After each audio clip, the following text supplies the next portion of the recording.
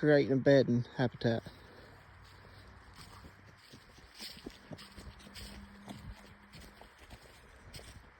I got these limbs cut.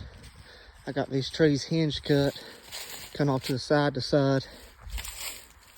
You can actually see where they've actually started making a trail go through here, right through here.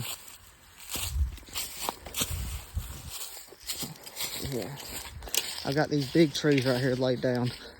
And I didn't cut them all the way, I just cut them halfway, just so they'll fall and still have cover above the ground. I got this one laid over.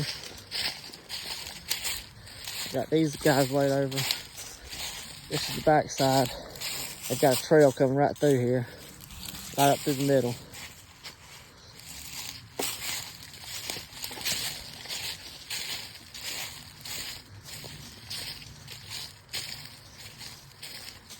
And this is where they'll stay whenever they're having their fawns and their babies. This will also hold predators as well.